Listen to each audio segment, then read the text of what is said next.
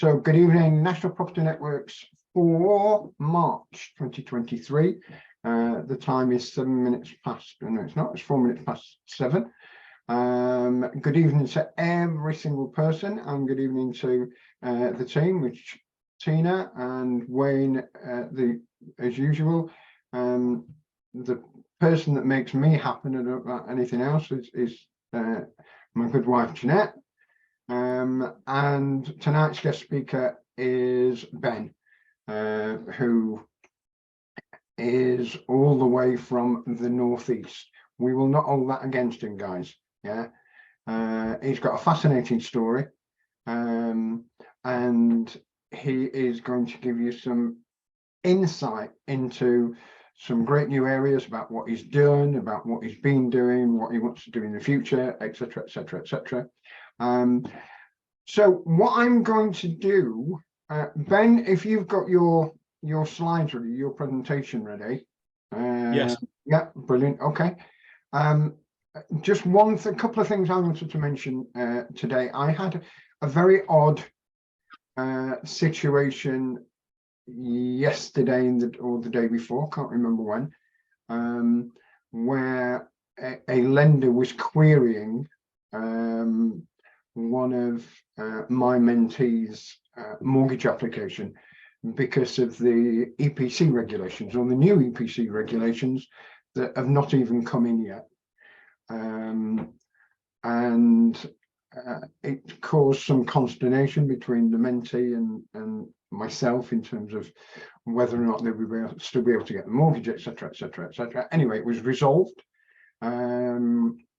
It was resolved primarily by the HMO licensing officer of the city where the property was actually in.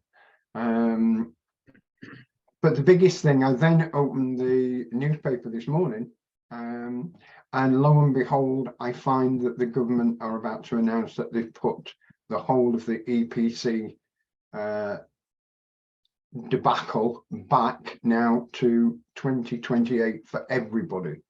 Yeah, that's today's news. Yeah. However, watch this space, because the way the government are going at the moment, anything could happen. So I thought that was actually quite good news. Whether or not they're going to do exemptions, whether they're going to put cost caps on it or not, like they did last time, 2017, when they did it, I don't know. But it looks as though we might have a little bit of good news coming our way. Although Michael Gove still obviously thinks that landlords are public enemy number one. But hey, listen, we've seen him dance. So we'll see where we go. Anyway, without further ado, to give maximum time, I'm not going to steal his thunder. I'm going to introduce you to a guy called Ben Quantrill, who has got a company in the northeast called no, I'm going to let him tell you. Actually, I'm going to let him tell you all about himself. So Ben, over to you, mate. Thanks, Barry. I'm just going to share this screen. Hopefully this works first time. It's always the nerve-wracking point when you do this and it doesn't work, but I think hopefully we're going to be good.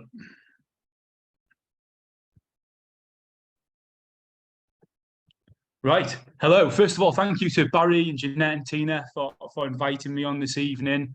Really appreciate that. And I'm going to talk you through a bit of my story. I'm going to tell you a little bit about the Northeast and what's happening, all the exciting things happening up here at the moment. I'm going to talk you through where you should be investing at the moment in the Northeast. And we'll talk about some hotspots as well, which Barry came kindly to see me a couple of weeks ago, and we had a bit of a tour of Teesside. And after I showed him around, he was very keen for me to come on here and tell all you good people about it. But yeah, to begin with, I'm going to talk you through sort of my journey and where I've been and what I've done. So yeah, my name is Ben Quantrill. Strange surname. It's French. Granddad didn't even know really when he did the family tree many years ago, where it really come from. But I'm told it's French, but it's one of them surnames that no one can ever pronounce or spell. So yeah, I'm 39 years old, married, 2 children. I've been a letting agent since I was 21. I left university when I was 21, went straight into agency. So I've been in it for quite a long time, and I've been through the first recession, 2007, worked through it, and also now. And you know, we are in a good industry, and I know Barry says that, I always like to think of a positive rather than negative. There is a lot of legislation coming in for landlords, a lot of changes are happening, but that's a good thing because it gets rid of all the bad landlords and all the rubbish landlords, and it makes it better. So I think it's a positive thing that's happening. The EPC rating, okay, maybe not so much, but I think overall, it's a sort of a good thing. So yeah, so I'm just coming to 20 years sort of in the industry. And yeah, so my business, which I set up in 2012, my main business is My Property Box. And these are sort of a few of my other businesses. So My Property Box is my mothership, my main business, which is traditionally a lettings, sales and investments business. And then I have a serviced accommodation management company called Stay With Us, which just recently launched out of the back of demand in the Northeast. And now everyone's mad on SA at the moment, serviced accommodation in the Northeast. I don't know you good people down the south are the same, but it's mad at the moment up here, everything that's going on in the region. So we decided to set up a management company to manage the SA business. MPB Corporate is a brokerage where we buy and sell small businesses. Financial services we've just launched. QL Property Group is my development company. So we're just on with a couple of commercial to resi conversions at the moment, which I'll share with you later.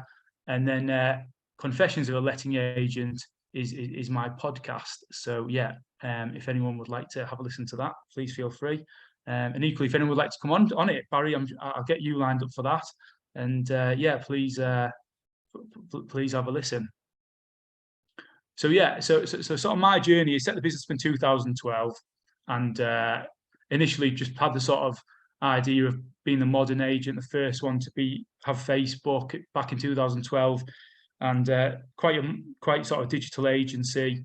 Built up to 2015, 2016 with about 500 properties under management, and what happened was we had the tenant fee ban. If anyone remembers that coming in 2000 and was it 17 or 18? It came in. It's about 2 years before. It was if there's any agents on this call, I know it was a big deal at the time because roughly across the agency sector, it was about 20% revenue loss. So at the time, I basically just started, like all you good people in here, educating yourselves in property. I just sort of started re-educating myself a little bit more in business and learning how to buy and sell businesses and do acquisitions. So I was up and down to Birmingham on quite a few courses, and also down to London. And I think actually that for me was a bit of a mindset shift, realizing that you never will know, you never know anything, you never stop learning, you never stop educating yourself. And that's when I learned how to do that. So I came back off all these courses, and I was basically excited to look at buying local agents. So I contacted my first one, which was one of the competitors in the area. I thought the gentleman might be coming to sell, because how you sort of start thinking about and sourcing these. So similar to when you source property deals, how would you source an agency? How would you look for a business that might want to sell? And the first gentleman I kind of knew off the grapevine, off the network I was in, that he might be looking to sell. But prior to this, I didn't know how to approach him. I didn't know how to buy a business. Where do you start with something like that? And I also started approaching a few other agents in the area, across Teesside, across the Tees Valley, and sort of how I sort of identified them was a number of ways.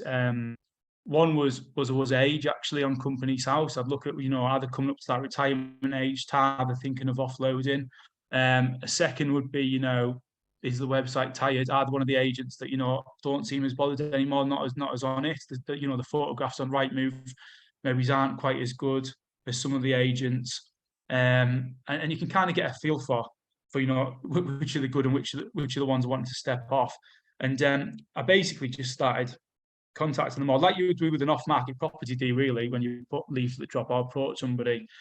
very politely, not being saying, would you like a coffee, finding out what the plans are for the future, and sort of, very gently saying, would you consider, looking at offloading your property portfolio? The model I've sort of gone for, which a lot of you from sort of York, from further south, they'll know this from like Countrywide, LSL, Lomond Capital, which is Linley and Simpson model, with sort of majority lettings and property management. So a lot of the businesses I've bought have always been mainly lettings. And the importance of that is because going back to the first recession not the first recession, but the first recession I worked in 2007, at the time, like, the estate agents were quite dominant, and the lettings was always a little department on the side, was kind of the little side earner. It was, we are the big estate agency, the little lettings department might bring us a few quid in.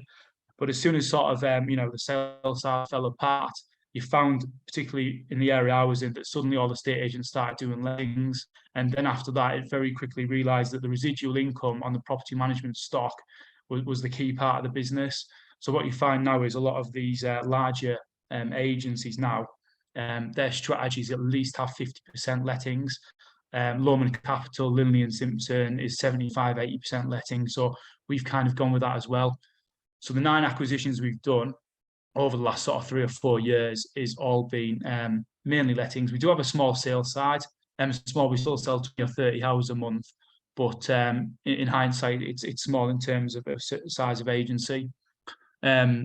So yeah, and another way, just to give you a brief overview, and I'm sure there's some people on this that know a lot more than me about it, but if you don't, when you sort of buy a business, there's sort of generally 2 or 3 ways of structuring it. But you can either buy the goodwill, the client book, or you can buy the shares of a limited company. And there's benefits, there's positives and negatives of doing both sides. But out of the 7 I've done 7 asset purchases and 2 share purchases, 2 limited company purchases. And generally, when I sort of structure these type of deals, it's it's exactly the same as when you structure a property deal. One of the creative property deals: lease options, vendor finance, deferred consideration. You find out what is their position, what do they want, what is their tax position, what is their motivation. All 9 deals have all been different. I've deferred. Some of them I've paid 100% up front. Some of them I've deferred 100%, 75, 25, completely different every time. It's just finding out what is their motivation, and and seeing if you can strike a deal. And the model is basically, you buy this lettings portfolio, this stock, and you're basically bringing in modern techniques, digital systems, processes in, so it's running smoother, it's more cost efficient. You're bringing some income streams in there, so charging new landlords a little bit in certain areas and just streamlining it, and then you go again. So it's a buy and build model that we've been doing. So yeah, as the slide says, sort of a team of 45 now. We manage just under 2,000 properties across Tyneside and Teesside, ranging from everything you can think of: studio, flats, HMO, students, professionals, accidental landlords, right across the region. And it's a complete mixed bag. And yeah, I say we do sales, lettings, investment, and students. So it's a few different sort of departments for the main business, for the sort of mothership. And yeah, he's sort of the 9 businesses we've bought so far. Yeah, a lot of them are just letting agents, 2 or 3 have a sales side, but it's and yeah, mainly as I said, half of them probably ladies and gentlemen just retiring from the industry. A few of them, when you speak to agents and you ask, how business is, it can be a mixed response. And a lot of them think, because what we're saying at the start, because of the legislation, all changes, the fact that you can't get the tenant revenue anymore from the credit check fee, they feel like that it's not a great industry to be in. So there's quite a lot of independent agents you've found over the last couple of years offloading. But if there is an agent in this, it is a fantastic industry, as property is as well. And I think that'll just continue. And, the harder they make it for landlords, the more legislation they bring in, the sort of, the better the industry is for everybody. So yeah, that's kind of my journey on the acquisition acquisition so far. Yeah, so roughly just talking through like how to buy a business and the process. Yeah, as I mentioned, sourcing. As I said before, it's just looking for how do you find it? How do you find that person? And it's from your network. It's from Rightmove. It's from Companies House. How do you value a business? That's obviously what I get asked all the time. And yeah, structuring, which I've spoken about. So valuing an agency is different to some businesses. So many businesses are valued on a multiplier of the profit. But generally in agency, and I'm not saying this is every time, but the majority of the time it's valued on the turnover, on the revenue, because you tend to find a lot of the agents selling up, they're not sort of making the most of the portfolio. So a lot of them are running very low profits, if any, and not really running it correctly. So the valuation is generally between 0.7 and about 1.5 to 1.7 times turnover. The portfolios are worth more when it's a larger stock. So if I decide to sell tomorrow, which I certainly wouldn't be, but it'd be worth more selling to one of the larger agents than it would a smaller stock. How do I finance the deals? Which is a common question I get asked. Yeah, so obviously initially, I used it from bank loans. In COVID, I used those loans, bounce back loans, and then I defer, like I mentioned, a lot of the payments over 2-3 years, depending on the business owner's exit plan, and their tax position is a key aspect to it. Whether they're selling a limited company and benefiting from entrepreneurs' tax relief at 10%, or they're willing to do it over a longer period. So yeah, it's transferred multiple ways. Yeah, then obviously you present the deal. It's exactly the same as when you present a property deal to somebody. The same sort of language, and trying to help them, basically trying to solve their problem of whatever it is.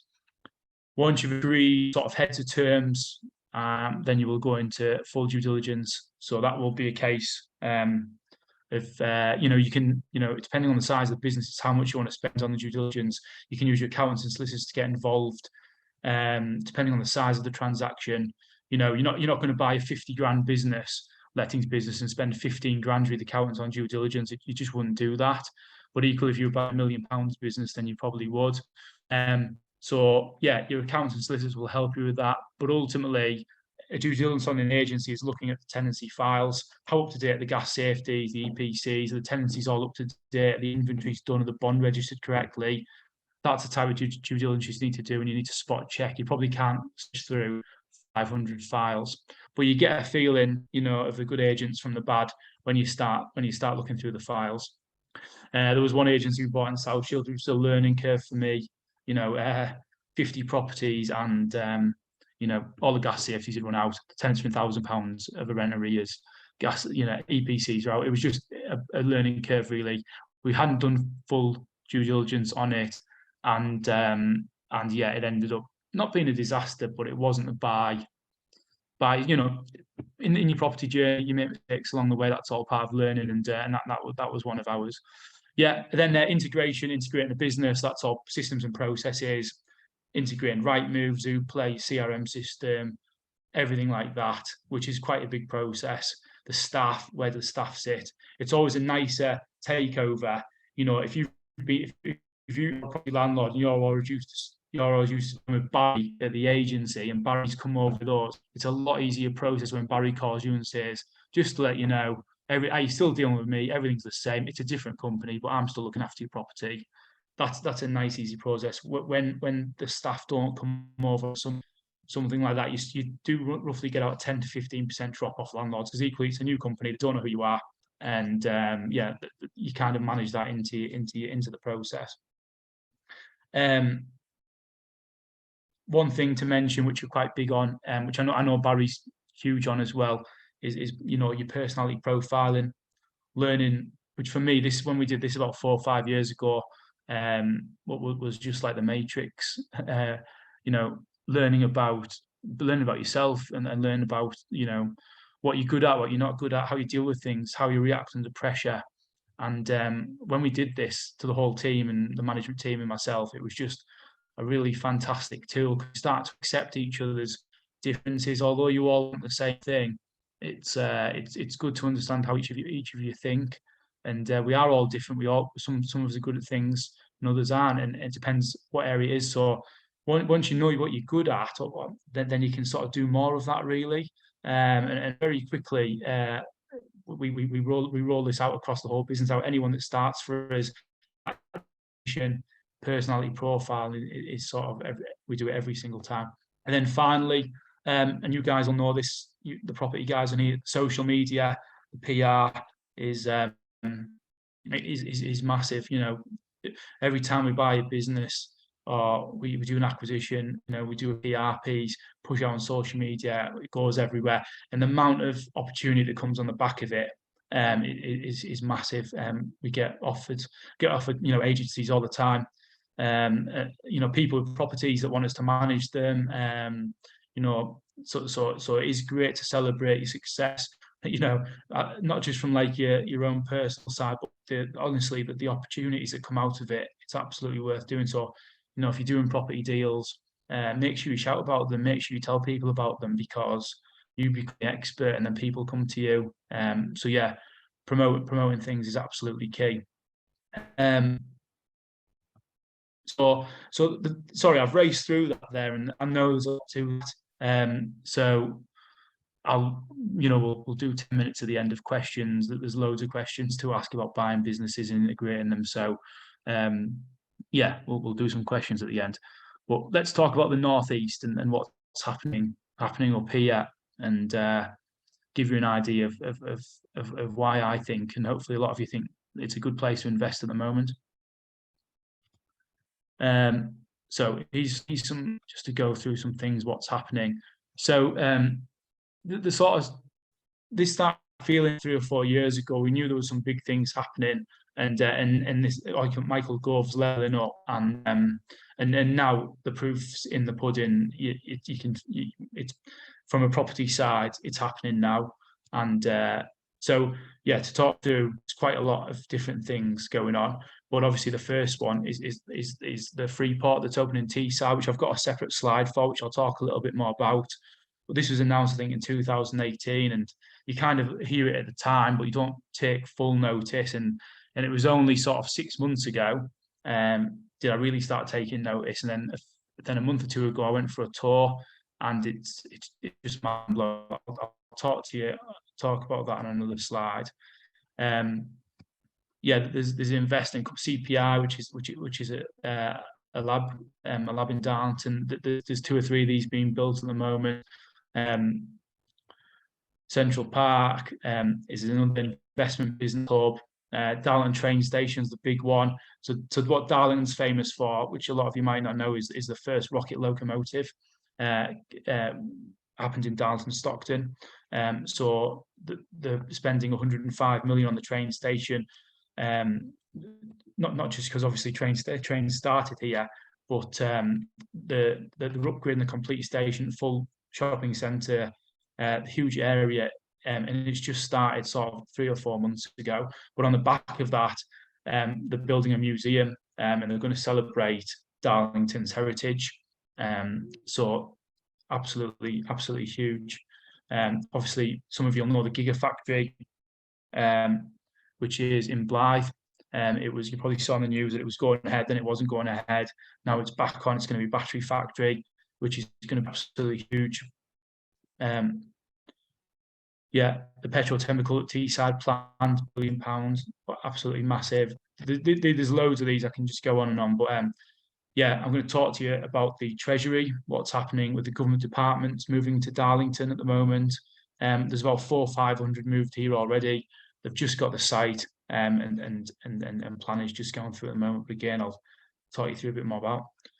For the football fans in here, Newcastle United getting bought out by the Saudis, but now the Saudis are buying blocks of apartments in Newcastle and Middlesbrough, and investing all over the place, which again is causing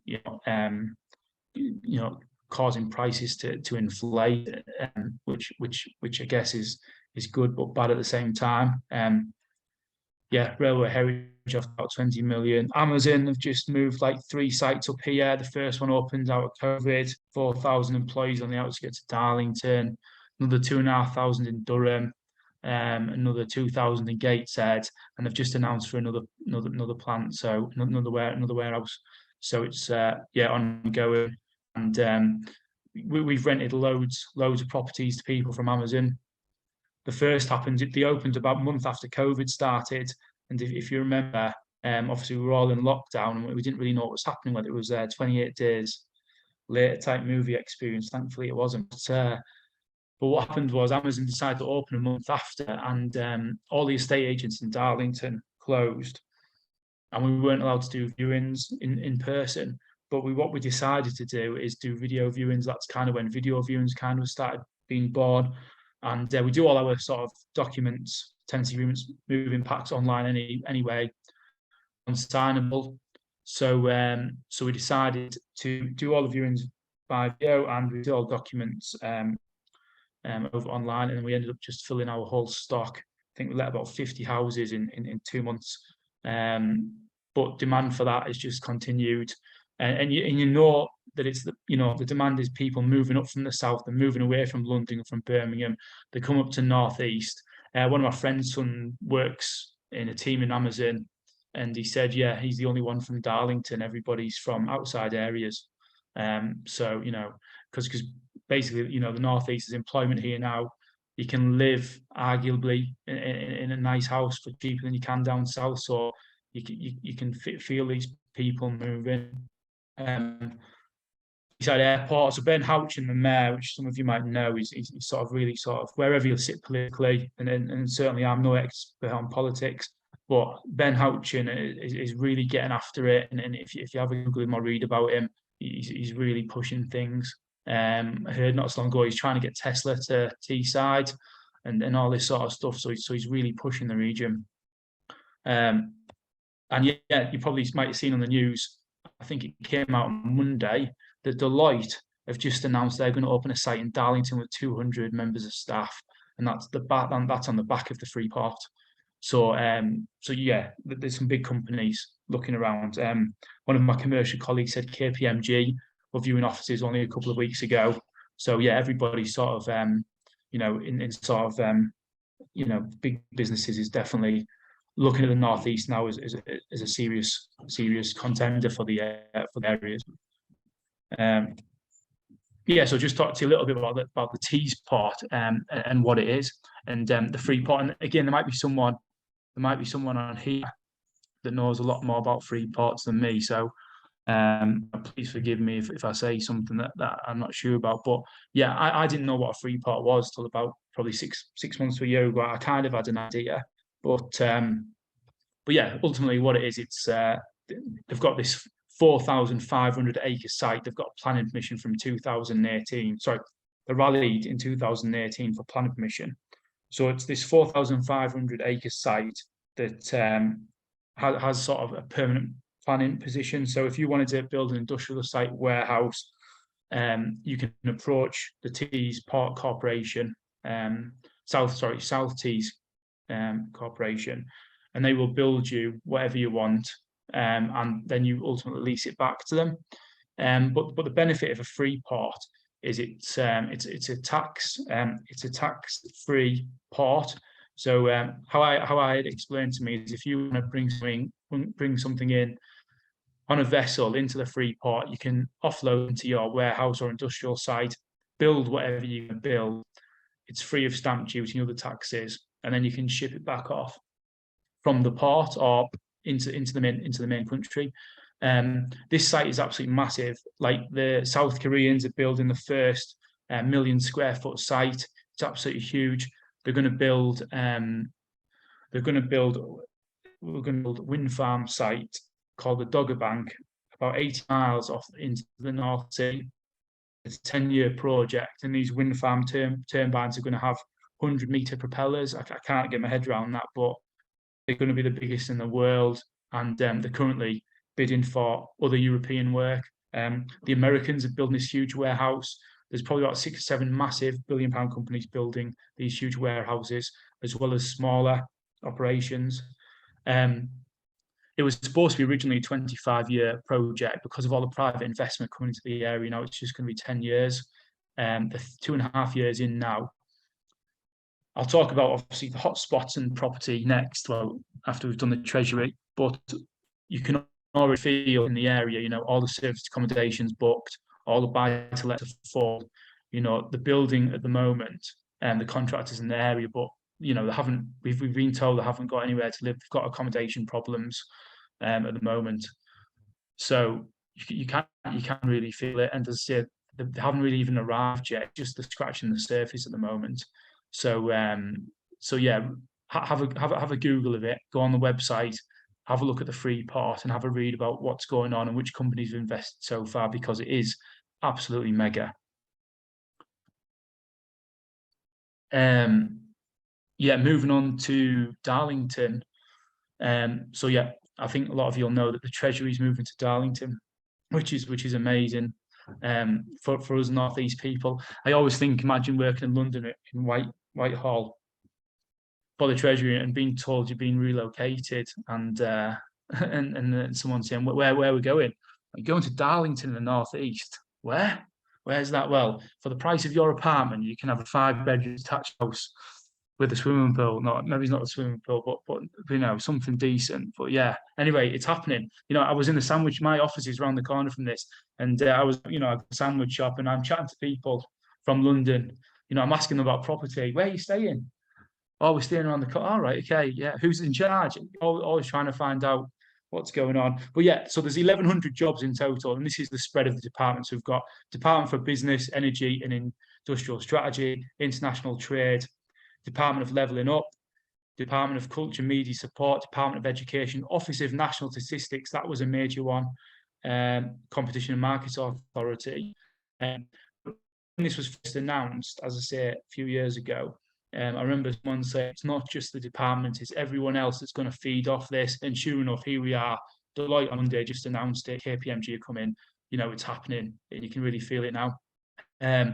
What they are going to do, so that building, that terrible pixelated photograph I've got on there, is actually like quite a nice modern building the Darlington Council built a couple of years ago. It's not going to be the Treasury's permanent residence. They've signed off a 5-year lease for now, but they're building the site right on the ring road in the centre of Darlington, right next to the train station, and it's going to be absolutely huge. So I think it's going to house 2,000 or 3,000. I presume they're going to be letting some offices out anyway. But all around that area is just phenomenal. I haven't got it on one of the slides, but I actually bought a pub. I was telling Barry about it 3 or 4 months ago, right next to the train station. This sort of really old, rundown, beautiful building, but rundown pub. And at the moment, it's just a rough pub at the moment. I'll leave it like that for a few years, but that whole area is just going to lift in the next couple of years. Where are the hotspots? So let me just talk you through this, because there's quite a lot to this, even though it's like a pretty ordinary plain slide.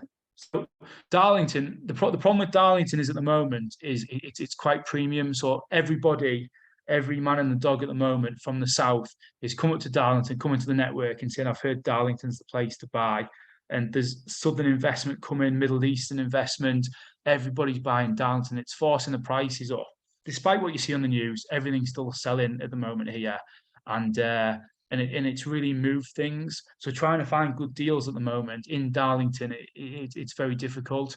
And obviously the sort of Southern investors are quite happy to accept the lower yields at the moment, because it's much more than what they're paying in South. So although Darlington, I think, is safe and fantastic, and you've got the Treasury here and it's still great, like you'll know this already, the best deals are off market, which means you'd have to come up here, spend some time here, you know, leaflet drop, find out what's going on, go on land registries, find out which deals are around and do that.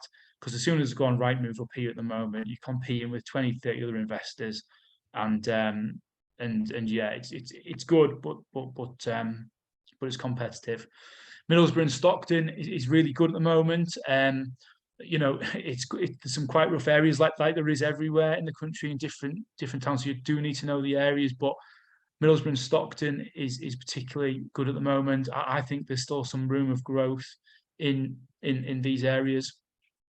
But the real hotspot, if I had to give you 2 areas this evening to really look at, and traditional, and please forgive me if anyone here is from Redcar or Hartlepool, but the traditionally, like, really not good areas, particularly Hartlepool, but Redcar is right on the front, the seafront. It's right next to the free port. If you have a drive along, and if any of you fancy coming up to Darlington, happy to give you a tour, and go take you off to Redcar. I took Barry along. If you drive along the seafront at Redcar, there's all these beautiful three-story sort of Georgian and Victorian townhouses, huge. You've seen them, huge properties, and 90% of them are run down and tired, and definitely need renovating. But what I have started noticing, every sort of 10 or 11 houses, you can see where an investor's been. They've rendered it nice. They've put the grey anthracite windows in, doing it as SA, and you can just see it's just starting now. Whereas in Darlington, you might go on that similar road next to the train station, and literally in Pensby Street or Corporation Road and down, they're all being done at the moment. You might find the odd one, but certainly in Redcar now, it's if you come up to Redcar, you'll think it's a bit run down, but you can see the investments come in. You can see the properties that started to be renovated, and when you look on the map, it's right next to the free port. Now, I'm not saying if you want to work in the free port, you want to live right next to where you work, because I know that doesn't happen. But if you're thinking a strategy of service accommodation or short-term lets, then I think Redcar maybe is quite a good one. Equally, if it's a long-term person working the free port, they might want to live in Darlington. One of the trains is going to run from Darlington right over to the free port and have 2 stops in the free port.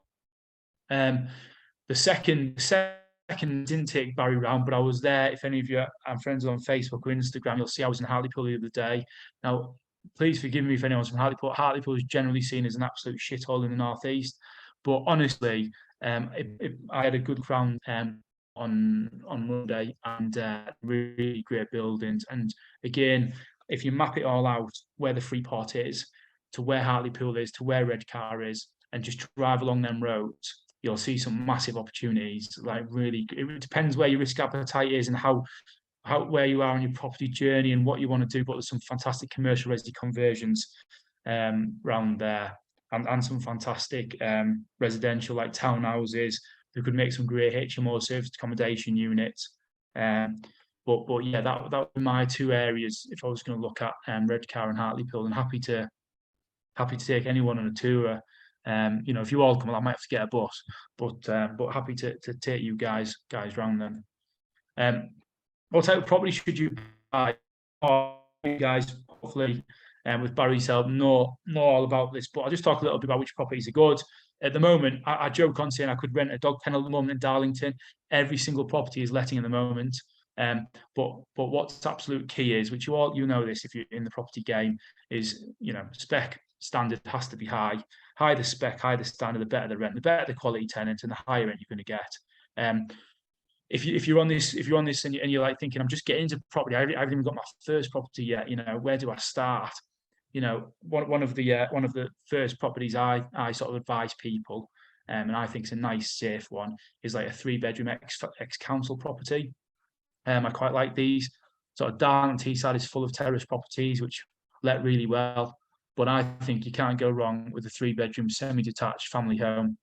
I think they'll let all day long. My sort of first years in property was just buying 3-bedroom ex-councils. Or a good tip is, don't need to tell you guys, but 2 bedrooms and turn them into 3 bedrooms to add the extra value. But saying that, as I say, everything's let at the moment. It's difficult to sort of gauge properly. Terraced houses, apartments, HMOs in Darlington and Middlesbrough and Stockton, huge at the moment. Again, standard is key. The figures and the yields work better on the HMOs depending where you're going to do, whether you're going to do a 4-bed or you're going to go for commercial level and get the commercial refinance. 6 or 7 rooms or more. Service accommodation flying at the moment.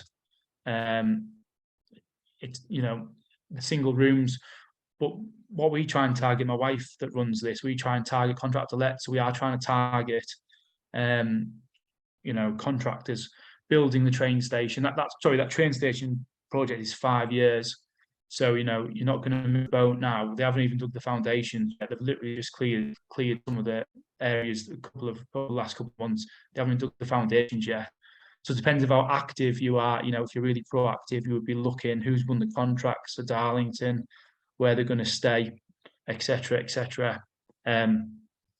Commercial resi conversions, again, depending where you are on your property journey. I've just coming up to finishing my first commercial resi conversion, which I'll share with you soon. 210-bed HMOs in Darlington. And as you guys know, the property strategies. I don't need to teach you guys, I'm sure, but yeah, you've got flips. I would leave flips for the moment in Darlington, Tees, and I think maybe stay with the buy and hold and leverage off the rent and go again. Land again is good. If you look at that Freeport map on the website, on the Freeport website, there's a lot of land pockets around the Freeport, which are prime. If you were on the land strategy, commercial offices. There's another thing. If your strategy was commercial offices, because of there's all the accountancy practice and solicitors moving to the area, not just the big ones. There's a lot of smaller ones coming in the area. Have a look on Rightmove. There's not much commercial space, office space, which is unusual at the moment. We have a commercial office thing, and ours are all full. Smaller rooms, £300 to £500 a month. We've got 7, all full at the moment. So yeah. A lot of the strategies are working at the moment in the Northeast because demand is so high, and what's happening. It was just to share with you what I've got going on. Just finishing my first commercial conversion. So this was just behind that first Treasury building, would you believe? And 20 rooms, but it's 2 10s. I know there's always a risk of doing too big HMO. If you get some upsets the house, there's a risk element there. And we actually put planning in for, we only wanted 16, 2 8, and our planning advisor said go for 10 because they'll always knock you down, and they just go straight through. So we're like, wow, okay. Sorry, one thing to mention as well, rent levels have absolutely skyrocketed in Darlington. So their 80/20 rent range 550, that is per room for a HMO room in Darlington. So like a year or two ago, we were running about 450. So again, have a look on Rightmove. There's nothing around. This goes on the market in about 2 weeks' time. So have a look at it. Message me and say, have you let them rooms yet at 650? I don't think you're going to do that, and I'll tell you what happens. But we're renting them on Clifton Road, which I know you won't know that road, which is arguably not a good road at that level. So I said, it's just the demand is so high. The demand is so high at the moment, it's actually negative for an agent, because what's happening is we're putting a property on the market and there's like 30 people ringing up for one property. So for the first time ever, we have to take it off Rightmove at lunchtime because it's just clogging our phones up, all these people calling for one property. I've never seen that before. In 2008, it was the other way around. We were having to put things like, 3 months rent first month's rent half price, free bond, try and entice people to rent the property. Now it's, the days that well and truly gone. Just share the figures with you on this just quickly. I know I'm probably running out of time here. Purchase price 285. We bought it just before COVID with a sitting commercial tenant in. Refurbishment 750. That's eye-watering. I know you think, God, what have you done there? It's supposed to be around 450, 500 before the material crisis. GDV is around 1.4 million. Yeah, we will get our money in a good place. Yeah, beware at the moment if you speak to your builders and your architects. You guys know this.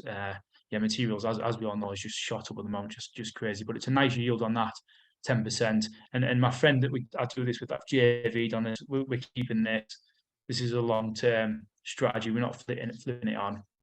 I don't need to tell you guys this. I've just added this slide in. You're in the right place. Barry and his team are the right people. I think I've been an agent. I'm 39. I've been an agent for 18, 19 years. I only really started my property education probably 4 or 5 years ago, but I've been a letting agent all this time.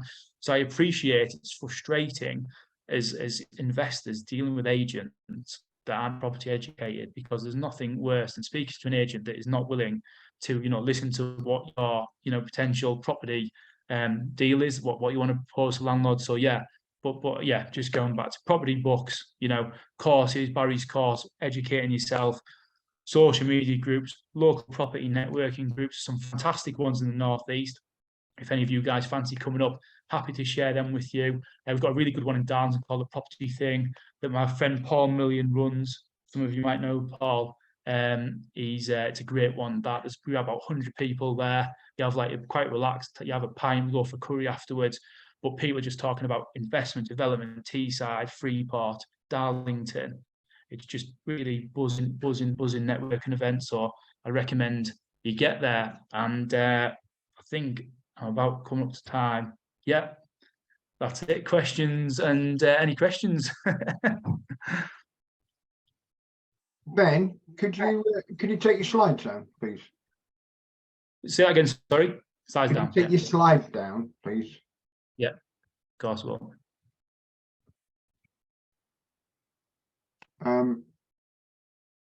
Anybody wants to? Well, obviously you get the slides with the recording anyway. So anybody wants to get in touch with Ben, you know how to do it.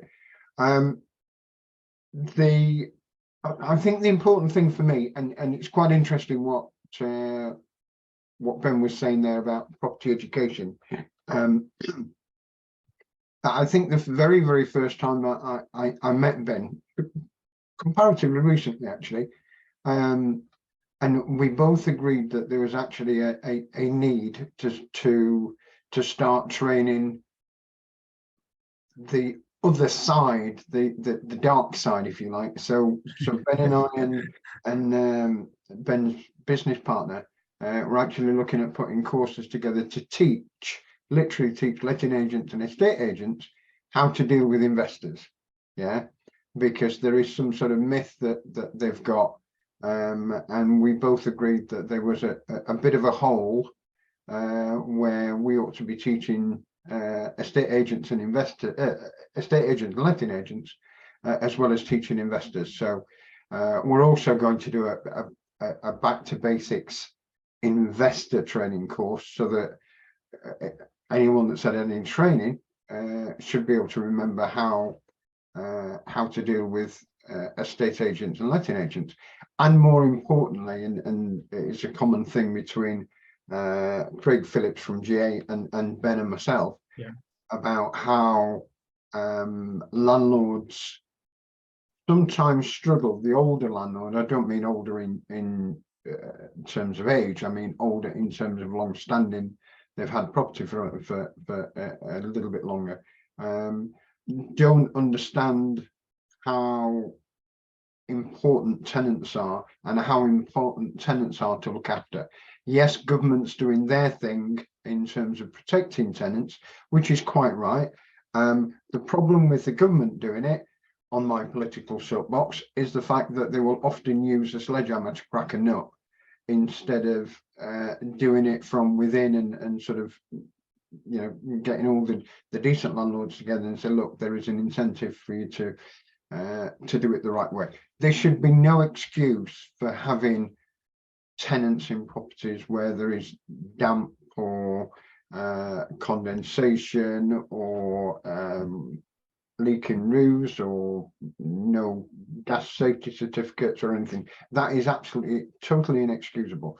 And it's one of the things that we're all passionate about, obviously from our point of view, to make sure that we do teach, and we have got some very, very socially responsible landlords out there that we teach. So it's quite important. Right, I'm going to go through, if I may, on your behalf, guys,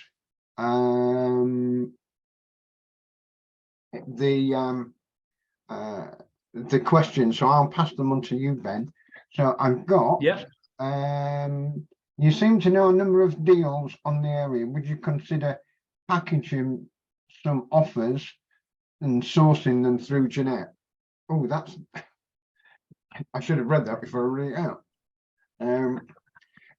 Listen, I think it's fair to say, as far as Ben's concerned, and ourselves, we're going to be working quite closely with Ben and his team anyway, because of various things that we've got. So there are going to be deals available. I've got something I need to talk to Ben about that we've not even spoke about yet.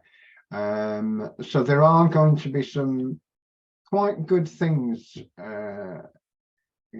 up and coming in the next few weeks and months on a number of platforms. So I mean, the biggest thing for me, the biggest shock for me, I'll be totally honest, is that if anybody's ever been to Redcar, yeah, a long time ago, and which was the last time I went until what, 3 or 4 weeks ago, you stand on Redcar Beach, which is a beautiful beach, by the way. It is lovely. It's very scenic. You look to the right and it is stunning. It's a seaside resort. It's a seaside resort for the northeast. Well, it used to be many years ago. And it's quite interesting. Ben and I drove down I'll call it the prom, the road where between the sea and where all the shops are and the properties. And it was just like being at the seaside. You know, if it had been warmer, we might have stopped for an ice cream or something and a kiss with a cat. But when you drive down, there's a really good feeling.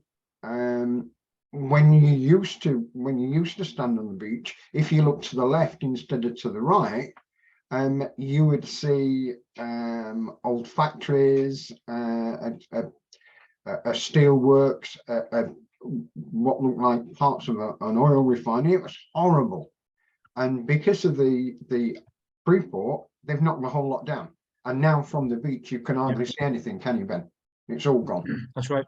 Yeah, that's right. Yeah, the steel fabrication has been fully, well, it's nearly finished. A £100 million project was just to dismantle that steel factory. So yeah, the skyline's going to look a lot better. So I'm sure there are going to be deals to be had. In terms of, because everyone's quiet on here tonight, then unusually quiet. That's worrying. Benny, if I can just put your letting agent hat on for a couple of minutes. Legislation wise, there is going to be a change in terms of what letting agents, particularly how they operate their business.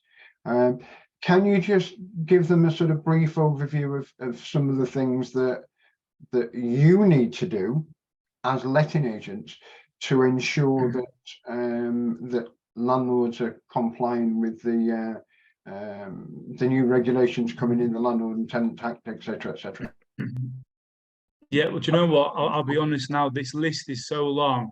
What I'll do is, if you like, we've just had a legal update this morning. It's very vast. I think now there's 167 legislations that relate into letting your property out. Now, I know I'm biased when I say this. You'll be like, yeah, Ben, you're a letting agent, but honestly, use a letting agent in your local town, because what happens is, as a landlord, you think to yourself, do you know what? I'll just save that 10%. I'll just do it myself. You know, my mate next door, he does it, and he told me to just do it myself. But it'll cost you. If you look, there was someone's just been fined yesterday, I think, down south, £11,000. There's so much to it now. What I'll do is we do a legal update to all our landlords every month.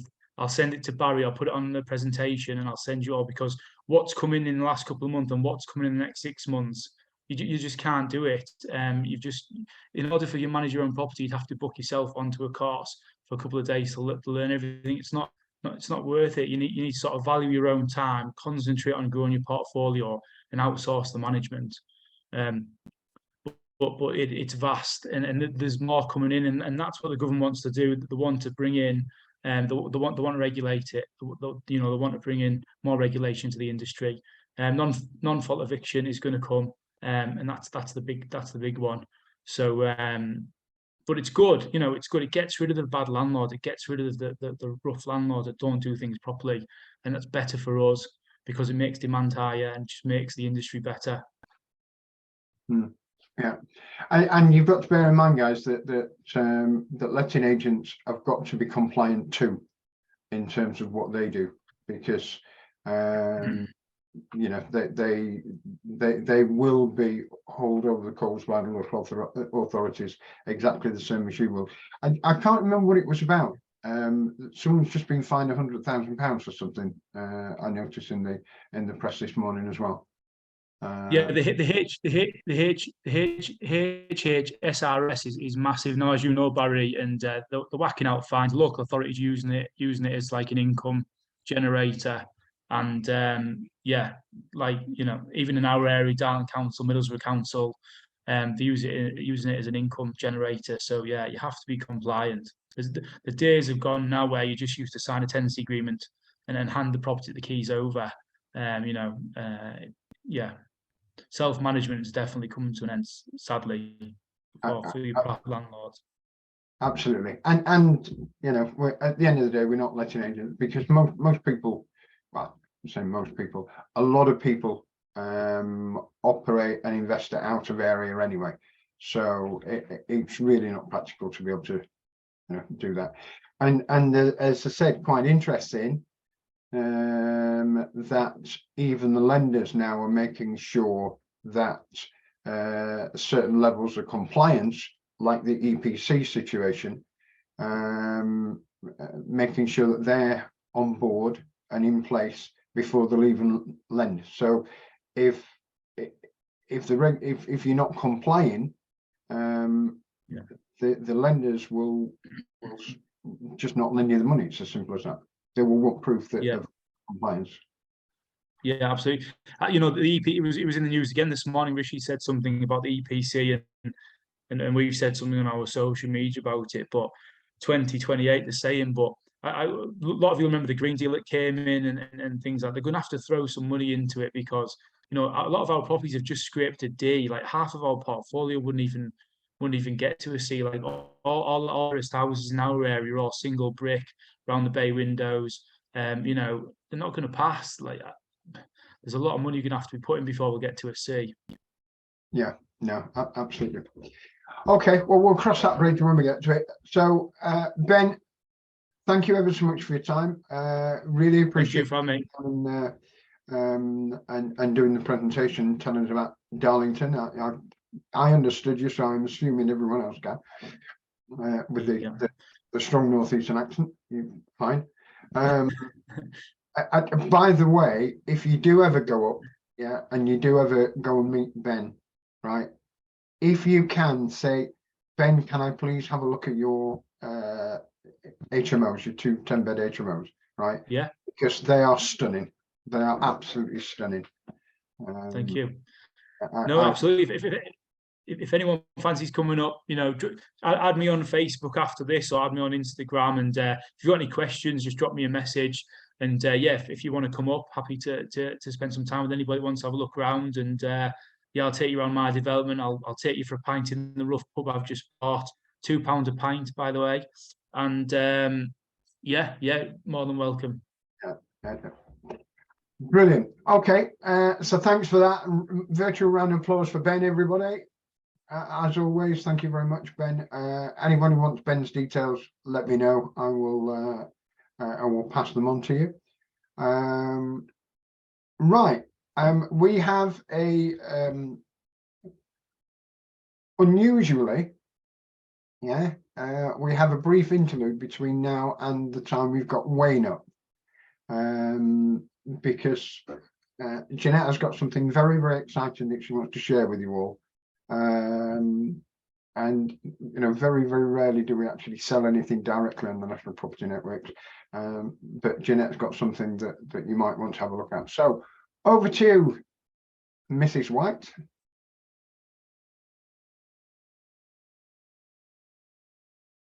Try unmuting yourself, because I can't hear you. Can anyone hear Jeanette? No. I can, because you're next door. Can you hear me now? That's better. Okay, I've just changed it to the other microphone. So yeah, I think there's definitely something wrong with this microphone. It's rubbish. So hello everybody. Can you see me okay as well? Because everybody on my screen seems to be stuck. So I suspect that my system is not as quick as it should be. So just give me a thumbs up or something that says in the chat so I know you can hear me okay. Thank you, darling. But again, you are next door to me. Thank you, Clara. Fantastic. Lovely. Good. So I've done it. I've done it. I've done it. I have created a subscription service that you can subscribe to tonight. So excited. It's been a lot of work in the making. So you can get involved in property training at a reasonable cost every month. From training to inspiration, from deep dive interviews, to the back catalogue for the National Property Networks. I've just got so much in there and I've put it all together. I've managed to find the right platform, the right way of doing it. And there is a community area as well. So I'm really, really pleased and excited for it to be done. Please have a look, pop along to, hold on, Property Profits. That's Property Profits with an S. Yeah, so propertyprofits.club. Okay, so get in the club. Boom. Get in the club. It's propertyprofits.club for your weekly, monthly inspiration. Yes, Donna, thank you so much. I can see you there. You're not moving, but I can see you. Oh, Wayne, thank you very much. Yeah, I'm really, really excited. It's been in the process of putting together for quite a considerable length of time. Thanks, Susan. You're a little star. It's going to be content driven every week, every month, depending upon what tier you go for. You will be able to receive different levels of information. Whoop, whoop, says Tina. Thank you. You're totally frozen on my screen. I just want you to give it a try. You can subscribe today, right now, on propertyprofits.club. And if you don't like it, it's absolutely fine. There's no long-term contracts. You can dib in, dib out, whatever suits you, but it's affordable training across a whole selection of different things. Okay, you can communicate with me. I hope you all know how to get a hold of me. Just info@barrywhitetraining.com. If there's something specific you want to see on there and there seems to be a demand for it, I'm up for doing anything. I just want it to be affordable and I want it to be available to you guys, because you guys have been with us for a long time. And oh, thank you, Jules. Jules, yes, okay, thank you. Yeah, absolutely. Bless you. Oh, thank you. I'm really, really excited. You can tell. Calm down now. Thanks. So Thanks, just to Agneta. reiterate, write that down. If you're not going on, you shouldn't go on it straight away, because obviously we've got the update from Wayne and we all are very keen to find out what Wayne's got to share with us. So Property Profits, plural, propertyprofits.club. There's the community area. So when you get in there, please say hi to everybody else who's in there. All take a moment to introduce yourselves. And I think that's it, darling. I think you can put your tea down. That tea must be cold by now. Yeah, it's all right. Don't worry. Don't worry. I understand you're busy next door, so I won't get you to get me in. Right. I'm doing my social media. I cannot tell you. Seriously, I cannot tell you how long it has taken Jeanette to put this Property Profits Club together. Right. I am just glad it's out the way. Right, because it has taken her months and months and months and months. I cannot believe physically how much work there is to put it together. She deserves a medal, bless her. But yeah, it's up and running now. and I've done my first blog as well in it, so that's good. Right, on that very note, yeah, because obviously we'll have to have some sort of input from our resident mortgage broker on the Property Club. I can't even say it, let alone talk about it. Over to Mr. Great. Now, he made me promise right at the very beginning, before you all came on, that I wasn't allowed to say where he was. Yeah, so my lips are sealed. Yeah, I am not going to say anything. Okay. Okay, Wayne, you are up. I've got to say now, I'm on holiday, but the reason I say not to say is because Barry likes to mention it, and what Barry doesn't say is that he takes an awful lot more holiday than me. I can assure you all of that. That's all I have to say. But I'm nowhere warm. It's dark. It's miserable. It's raining. So don't worry about it. Yeah. You enjoy your nachos. You'll be all right. I don't take more holidays. Guys, good to see you. How dare you? I don't know. Guys, I hope everyone can hear me, see me.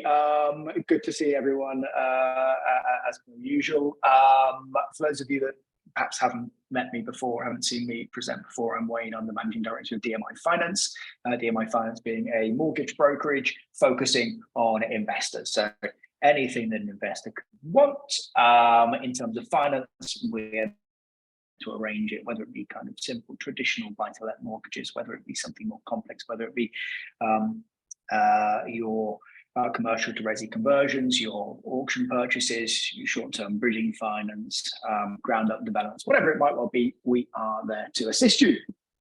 Guys, as always, the format is the same as it always is. I'll give a page of market updates, things that have happened in the market since we last spoke that I think would be particularly relevant to you guys and particularly topical.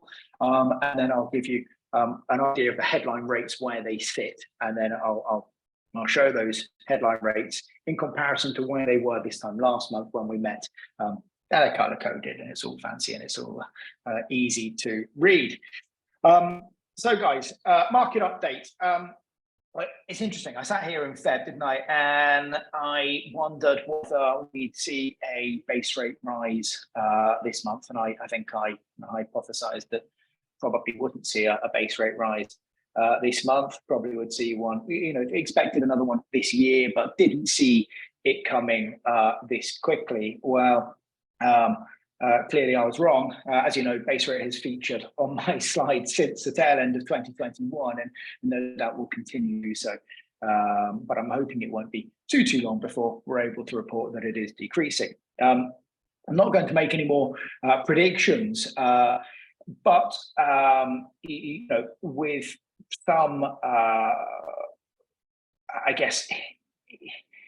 In hindsight, it's no surprise that it has risen. When we look back shortly before the base rate committee or Bank of England Monetary Policy Committee met, we saw that 2 days before the stats came out at about UK inflation being at 10.4%, up from 10.1% the month prior.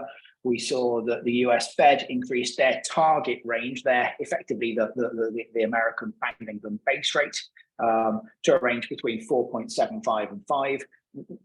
They're slightly different. They give a range rather than a fixed rate, but increasing theirs. I think the Bank of England were really left with very little option but to increase the Bank of England base rate to 4.25 or 0.25% increase. I think the MPC met and it was voted 7-2 in favour of the increase. And now the only benefit there, or the positive thing, is that they don't meet again until the 11th of May. So you can be assured that my November slot will not mention the Bank of England base rate. So that's the only benefit, the positive thing there. It's a positive spin. Guys, despite the base rate increase, we continue to see the key buy-to-let players reducing their rates. Now, we all know it's not just about pay rate. We need to factor in those lender costs as well, particularly arrangement fees, the product fees that lenders add on to the back. And by doing so, we're able to determine the overall cost of the actual product. It's very much swings and roundabouts, or smoke and mirrors rather, with a lender, as I think I've mentioned many times. They'll reduce the rates too. And increase the arrangement fees on the back end to make it perhaps a little bit more enticing.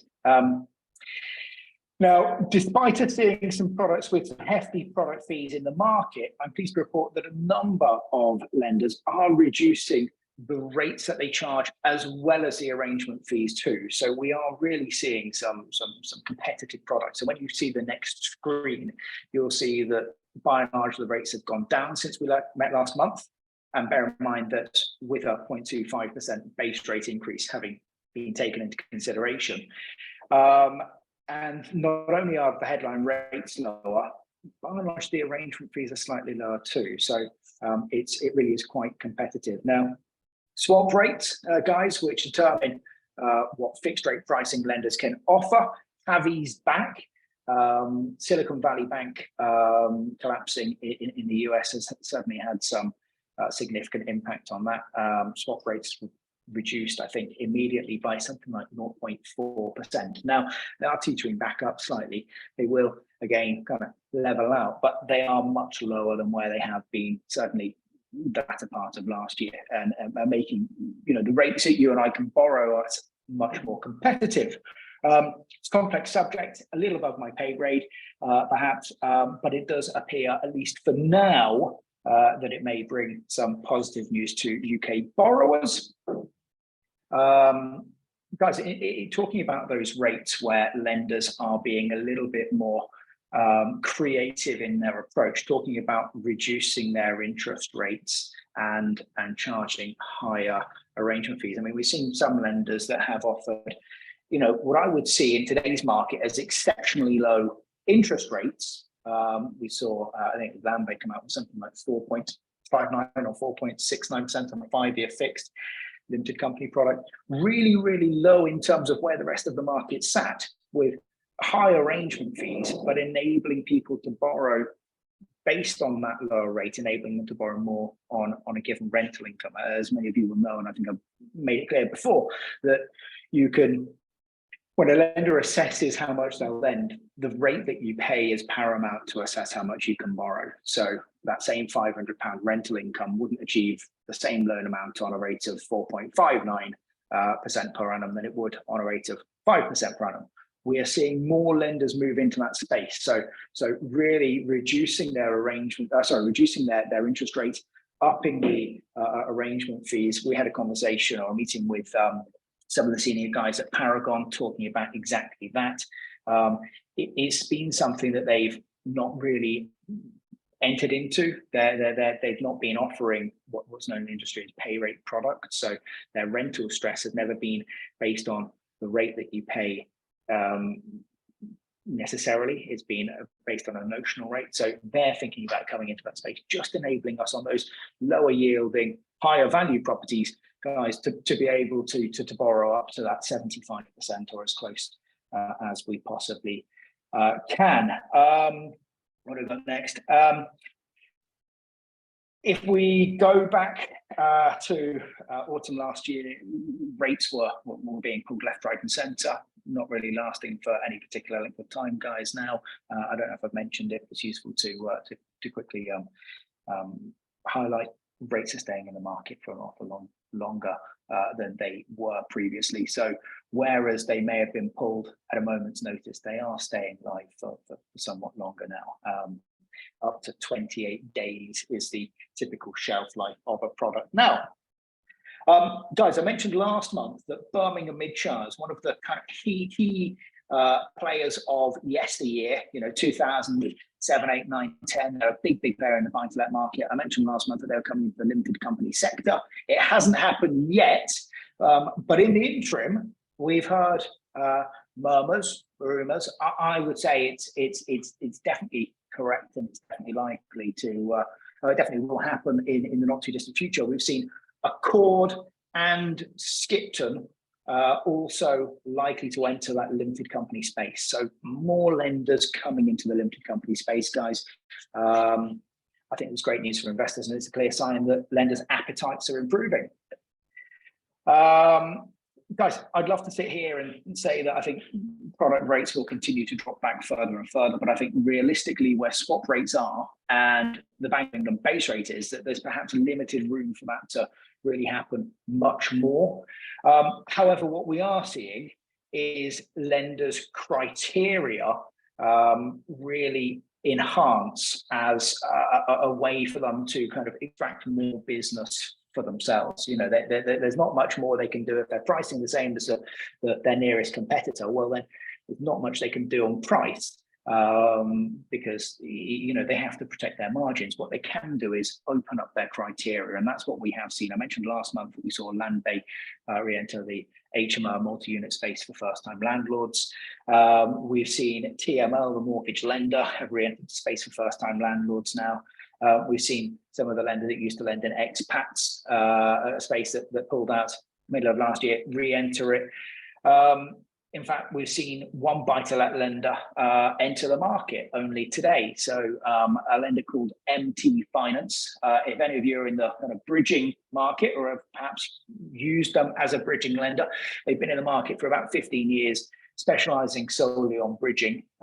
MT Finance, look, their rates aren't particularly punchy. They're not going to be market leading, somewhat far from it. But what they are doing is they're lending to first-time buyers, they're lending to first-time landlords, they are lending to people with a bit of adverse credit, they are lending on ex-local authority flats, they are lending on holiday lets. You know, so it's good to see another lender in that space. What have we got here? Guys, small HMOs, and this I think will be particularly topical. Historically, really, unless an HMO was what's known as sui generis, so 7 occupants or more, it was very, very difficult to secure an investment valuation, something that was based on the yield that the property was achieving rather than just a bricks and mortar valuation. Almost exclusively, you know, buy-to-let lenders went out to very simple, very vanilla valuers, and their view was, look, we're going out, we want to provide a bricks and mortar valuation for this property. You know, what would this property be worth if it was sold to Mr. and Mrs. Smith as a residential dwelling? What we've seen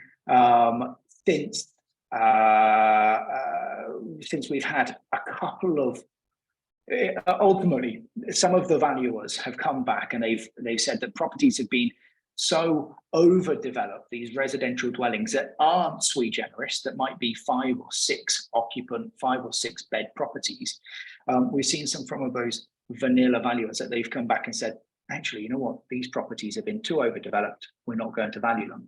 And that's created an issue for some lenders, because ultimately there is a value to these properties. It's just that the valuers that they're approaching don't provide yield-based valuations, and therefore, you know, because they're only looking at them as a bricks and mortar valuation, they're getting a bit stuck. What we've seen from these lenders now, and Kent Reliance is a key one of those, is that if we can evidence to them that this 5 or 6 bed property has been specifically overdeveloped, has been purposefully configured that it would be unlikely to be resold as a family dwelling, then they will instruct a long form valuation on the property. And the chances are, guys, that will bring about a valuation based, I know Barry's, you know, delighted, a valuation based on its yield. Now, you know, so that's those properties that do not have sui generis planning, that are effectively, you know, houses, but they're not just a 4-bed that you've put a bed in the living room. It's properties you might have, I don't know, en suites off downstairs bedrooms. You might have en suites off all of the bedrooms. It's, you know, it's not going to be possible, I think, for a 4-bed, but it certainly should be possible for, you know, 5 or 6-bed properties. There are a couple of other lenders that do something similar. Paragon will always instruct their own internal valuers. Their own internal valuers are a little bit more competent, should I say, than the likes of Connell's.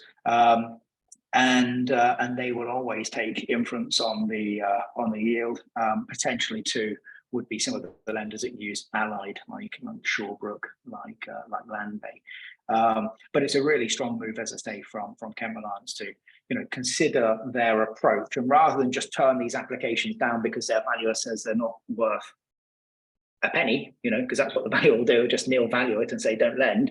They're saying, actually, look, we'll take a strategic approach, forget that valuer, we're going to instruct a long form valuation, and that's the view we'll take. So if you have one of those properties, it's very specific, it's very relevant to the property you have in question, the area, things like saturation, oversaturation, demand, are always going to come into it, but really, really useful to see that.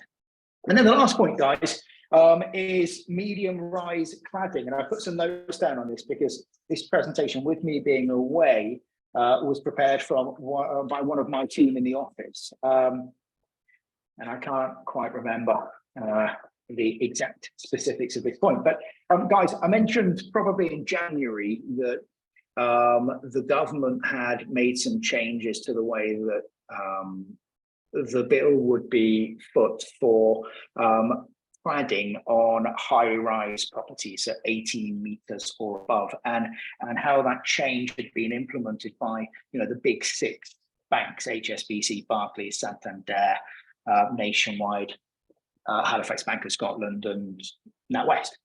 And their view was very much that actually they would recommence lending on those really high-rise properties to a degree, irrespective of whether they had cladding, because they knew that the remediation works would be covered by these new government levies.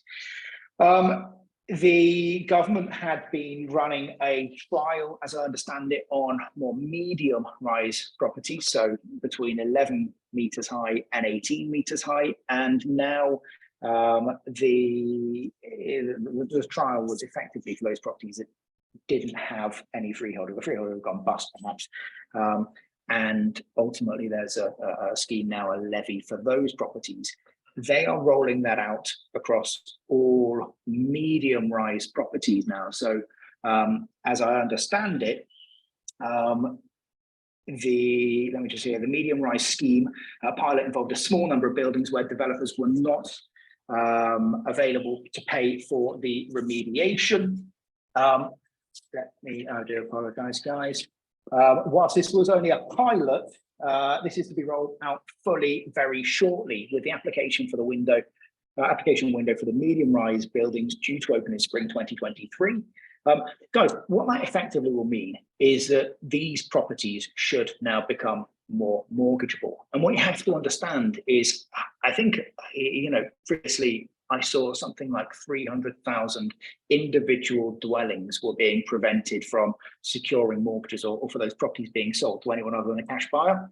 I think the stat that Andrew's put down here for is 8,000 blocks. Well, 8,000 blocks, probably not too far from 300,000 individual dwellings. I don't know, 30 flats in a block. So, it's a significant number of flats. If those flats now become mortgageable, in a lender's eyes, people have been sat in those flats since Grenfell, where they haven't wanted to live there, they haven't been able to sell it, they haven't been able to do anything with it.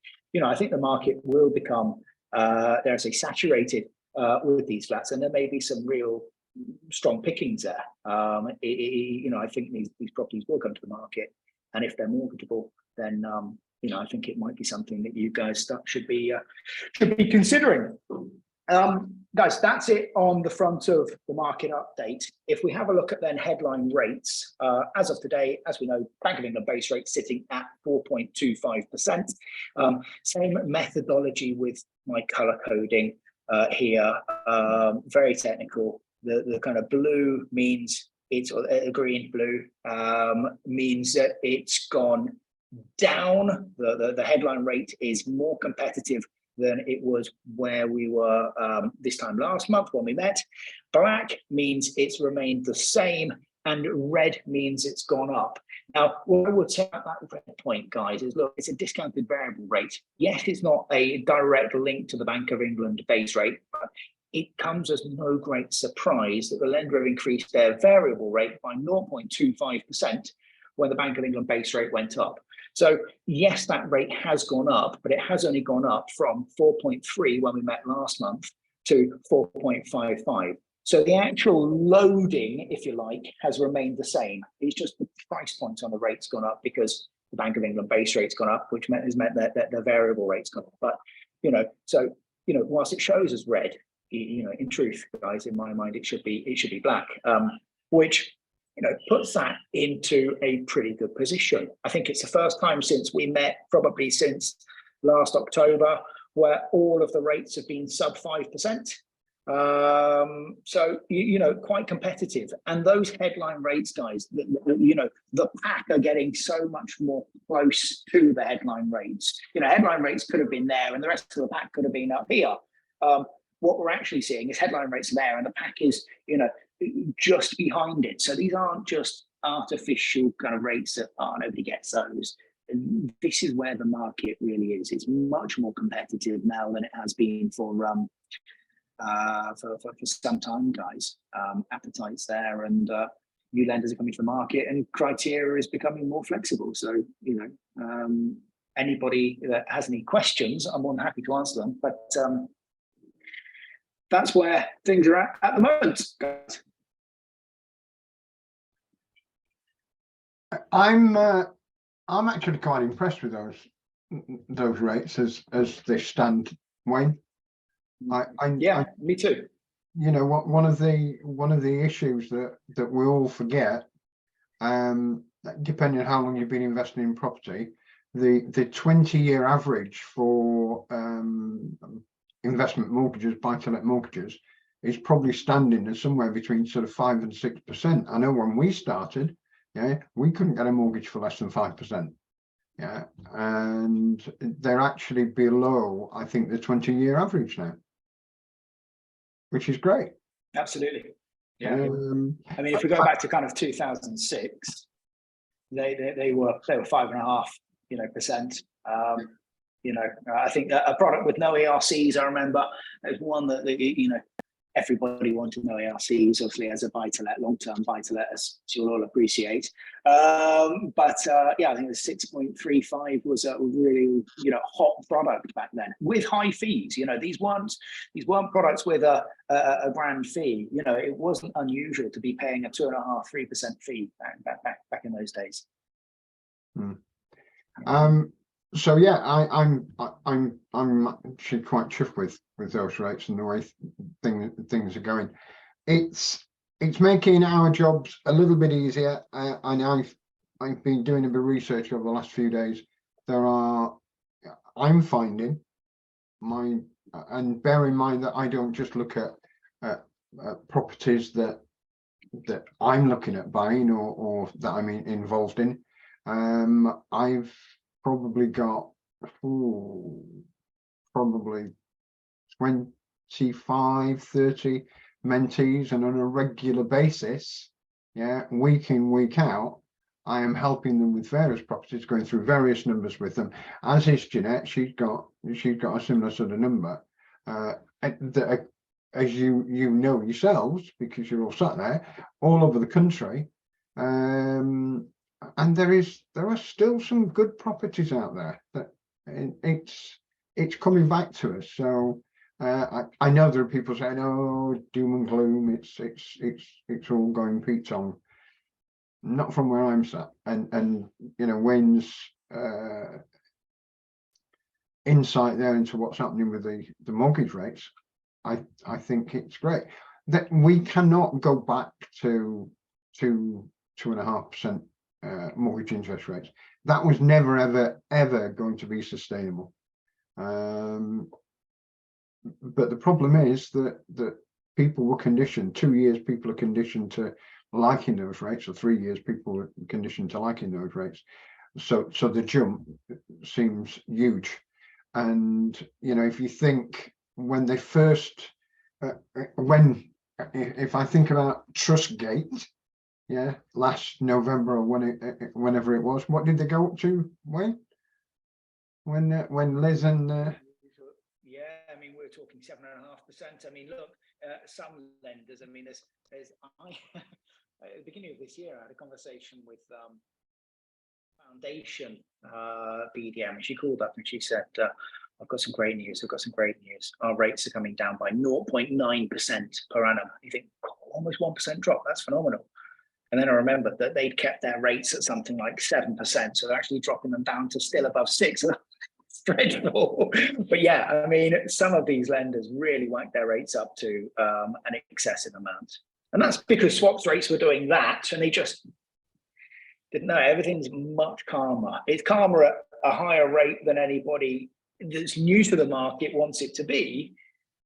But, you know, lenders are still making a profit. I don't think they can drop with base where it is, with swaps where it is. I don't think they can drop much more than where they are. But like you say, you know, by and large, in relatively speaking, they're quite competitive. And good news about the valuers as well. I mean, personally, you know, the values for a long time. You and I have had this discussion so many times, Wayne, right? Many times, yeah. just are not on the same planet as the rest of us, the majority of the time. Interestingly enough, just put your hand up. Would you like us to get a valuer on and let us quiz him? Quiz the wrong word. Interrogate him as to why he's doing what he's doing and saying what he's doing. Anybody fancy that? Yeah. Because Jeanette has actually just made a new friend over the last couple of weeks. Some guy that's a valuer. So, and apparently he's really friendly. So, you know, exceptional guy. So we're gonna sort of chat him up and see if we can get him on and let him do a presentation and let's have a laugh. Right, okay, time's knocking on. As always, I'm going to do my thanks, but most of all, I have to thank Mr. Gray. I know we laugh and joke about it, but it shows his commitment that he's on holiday. His wife's probably sat in the bar or walking around somewhere without him. And still, even though he's away, he still manages to get on month in, month out, and we can't thank him enough. So guys, give Wayne a big round of applause and sort of ask him to bring you a stick of rock back. Thank you. Brilliant. So thanks, Wayne. That's absolutely brilliant. Ben, you're frozen. Hello, I'm here. Thanks for having me. It's been lovely to have you. It's been lovely to see you again. We need a chat about a couple of things. Yeah. But yeah, Ben, thanks very much for being on. We really appreciate your time. Thank you. Thanks for having me. The stuff that you're saying. No, it's been absolutely brilliant. As always, thanks to Tina, who's done everything in terms of getting you all on, done all the copy, sent all the emails out. Sent all the links out, Tina, haven't you? And it's, as always, she does all the work in the background. And of course, thank you to the she'd give me a love heart look now. I've not even said thank you to Jeanette. Thanks to Jeanette as well, guys. And that's all for tonight. If you do nothing else but at least have a look at Property Profits Club, yeah, we would appreciate it just because of the amount of work that she's put into it. And it's going to grow, but if you can have a look at it, that's absolutely fantastic. The most important thing, the most important thanks are to each and every one of you for supporting us month in, month out. And it's absolutely brilliant to see you on here. As always, you have our commitment that should you need anything, you need any help with anything, whether you're going through mentorships, coaching, training, or just see us on National Property Networks every month. If you've got a question, if you've got a problem, if there's anything that we can help you with, you know how to get in touch with them. More than happy to support you. So for now, guys, thank you very much. Lovely to see you. Have a great month. We are back, I think, on the 26th of April, Wednesday the 26th of April. And watch out for who our guests. I know who the guest speaker is going to be, but I need to sort of confirm them or that with them. So I'll not shoot myself in the foot by telling you something that's not fully arranged yet. So thank you very much. Oh, sorry. Can I just say? That's all right, darling. Just say, guys, social media. Yeah, social media. It's massive. Yeah, social media is massive, apparently. Yeah. So yeah, get out there. And John, it's April at the weekend, so I hope things are moving along. Mr. Mazzota. He's frozen as well. Right. Okay, guys. Take care. Have a good month. You know where we are if you want to. Bye-bye.